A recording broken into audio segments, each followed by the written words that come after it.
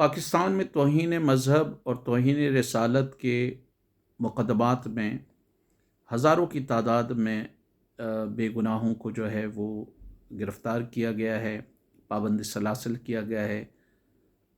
درجنوں کی تعداد میں لوگوں پر جو ہے وہ ان کو قتل کیا گیا ہے، ان پر مسلح حملے ہوئے ہیں، مسیحیوں کی آبادی پر اور دوسری آبادیوں پہ مسلح حملے ہوئے ہیں۔ لیکن بدقسمتی کی بات یہ ہے کہ ہمارے مذہبی طبقات اور مولویوں کا اس حوالے سے بڑا منافقانہ رویہ رہتا ہے کہ توہین مذہب کے حوالے سے اگر کوئی طاقتور اس کا ارتکاب کرتا ہے تو اس کو معافی مل جاتی ہے۔ جنید جمشید نے جب علل اعلان، اور اس کی آج بھی ویڈیو موجود ہے، آپ دیکھ سکتے ہیں، جب علل اعلان اس نے حضرت عائشہ کا مذاق اڑایا تو مولوی طارق جمیل رونے بیٹھ گیا۔ ایکٹنگ میں انہوں نے جو ہے وہ ان کو بھی پیچھے چھوڑ دیا، ہالی ووڈ کے ایکٹر کو، کہ معافی ہو گئی، غلطی ہو گئی۔ لیکن یہ اتنے سفاک ہیں مولوی کہ ان طارق جمیل صاحب کو بالکل خیال نہیں آیا کہ قصور میں ایک پریگننٹ عورت شمع مسیح اور اس کے ہسبینڈ کو صرف الزام کی بنیاد پہ دونوں کو زندہ جلا دیا۔ کوئی ایک آنسو آپ کو طارق جمیل کا نظر نہیں آیا، کوئی ایک آنسو آپ کو مفتی طارق مسعود کا نظر نہیں آیا، یا تقی عثمانی، رفیع عثمانی، مفتی منیب الرحمان، کسی ایک کی آواز آپ کو نظر نہیں آئی۔ اسی طرح جوزف کالونی پہ حملہ ہوا صرف الزام کی بنیاد پر، اسی طرح گوجرا میں عیسائیوں پر حملہ ہوا صرف الزام کی بنیاد پر، کوئی ثبوت نہیں ہے۔ کئی تحقیقات یہ کر چکی ہیں کہ زیادہ تر اس میں معاملات جو ہوتے ہیں وہ مالی معاملات ہوتے ہیں یا چھوٹی موٹی لڑائیاں ہوتی ہیں۔ اس میں ایک مشہور واقعہ رمشا مسیح کا واقعہ ہے، اور حامد میر صاحب ابھی زندہ ہیں، انہوں نے اس مولوی کا انٹرویو بھی کیا تھا، عباسی کا۔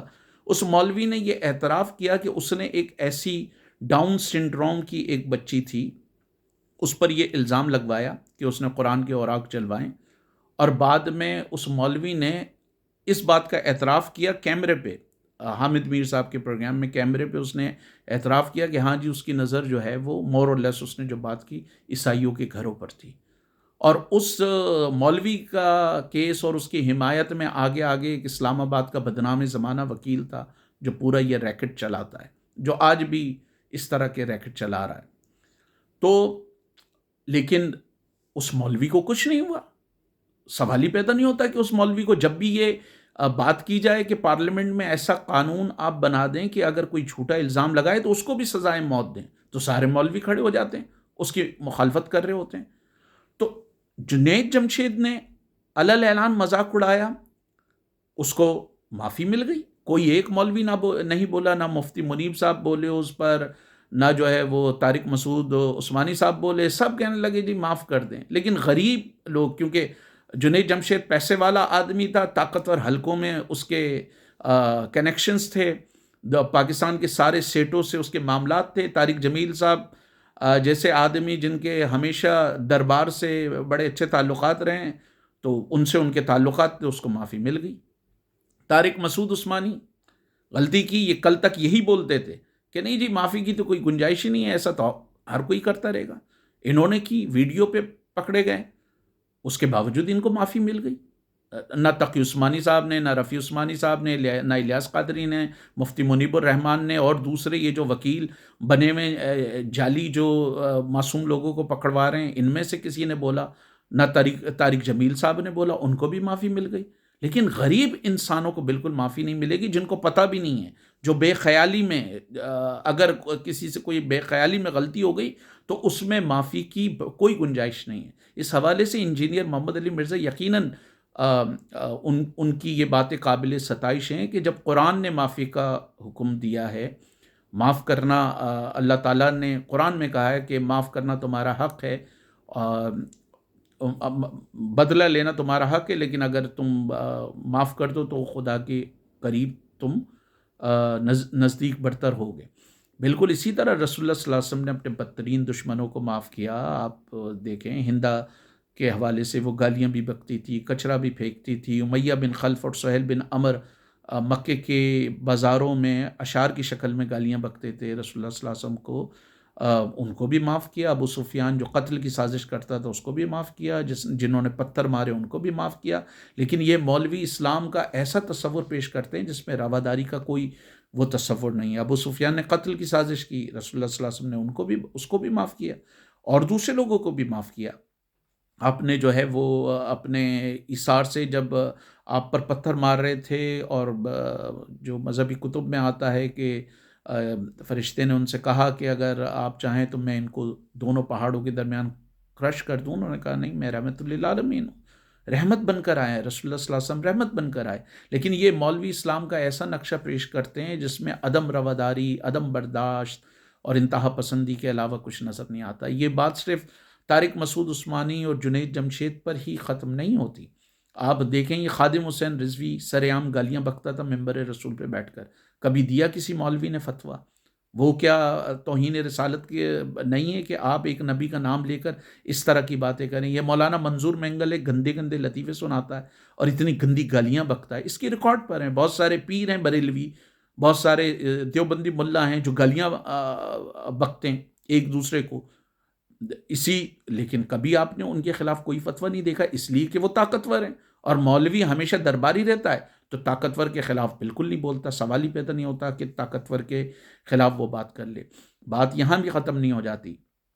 کالعدم تحریک طالبان پاکستان، جو متقی پرہیزگار اور جو تبلیغی جماعت کا بڑا احترام کرتے تھے، انہوں نے جب بھی خیبر پختونخوا کے علاقوں میں جنگ بندی کی، وہ اسی وقت کی جب وہاں پہ تبلیغی جماعت کے اجتماعات ہوتے تھے، گو کہ بعد میں انہوں نے کچھ تبلیغی جماعت کو بھی ٹارگٹ کیا۔ تو سوات میں جب انہوں نے تبلیغی جماعت کے مرکز کو اور مسجد کو ٹارگٹ کیا، کیا وہاں پہ قرآن نہیں رکھے ہوئے تھے؟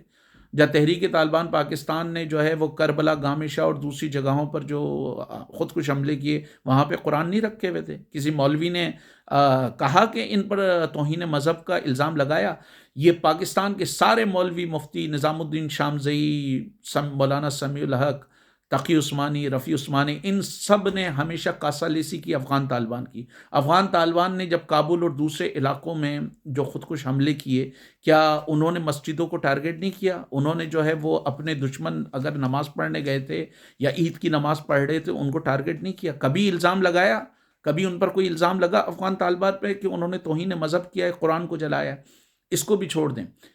کابل میں جب ان نام نہاد مجاہدین کی حکومت بنی 90 کی دہائی میں، گلبدین حکمت یار جو جماعت اسلامی کا سمجھ لیں افغان ورژن ہے، عبد الرسول سیاف، یونس قانونی، سبقت اللہ مجددی، اور یہ آپ کے احمد شاہ مسعود، اور یہ سارے بھگوڑے مجاہدین، سو کالڈ مجاہدین کی جب حکومت بنی، کابل پہ انہوں نے اتنی خطرناک بمبارٹمنٹ کی کہ گلبدین حکمت یار کو بچر آف کابل کہا جاتا تھا کہ یہ کابل کا قصائی ہے۔ انہوں نے اس میں مسجد شہید نہیں ہوئی، اس میں قرآن شہید نہیں ہوئے۔ آپ مجھے بتائیں، مفتی تقی عثمانی نے، رفیع عثمانی نے اس وقت زندہ تھے، مفتی نظام الدین شامزئی نے، اور یہ آپ کے طارق جمیل صاحب نے، مولانا عبد الوہاب نے، مفتی منیب الرحمان نے، الیاس قادری نے، کسی نے کبھی کوئی فتویٰ دیا کہ افغان طالبان نے توہین مذہب کیا ہے یا قرآن کو شہید کیا یا توہین قرآن کیا ہے؟ اس لیے کہ وہ طاقتور ہیں، اس لیے کہ وہ ان کو چیر کے کھا جائیں گے اگر یہ بولیں گے۔ تو توہین مذہب کے حوالے سے انہوں نے ہمیشہ کمزوروں پہ وہ کیا۔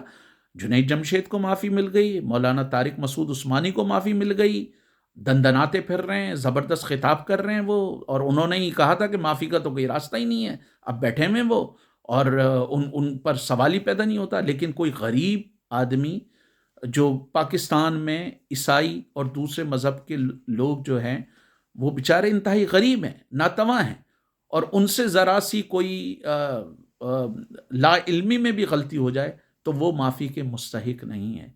یہ کون سی مذہب کی تشریح ہے؟ کہاں رسول اللہ صلی اللہ علیہ وسلم نے معافی کے دروازے بند کیے؟ کہاں خدا تعالیٰ نے جو ہے معافی کے دروازے بند کیے؟ یہ مولوی کون ہوتے ہیں؟ اگر اللہ تعالیٰ نے معافی کا دروازہ کھولا ہوا ہے تو پھر یہ کون ہوتے ہیں ان دروازوں کو بند کرنے کے لیے؟ اور اگر معافی کا دروازہ نہیں ہے تو طارق مسعود عثمانی کو کیسے معافی مل گئی؟ جنید جمشید کو کیسے معافی مل گئی؟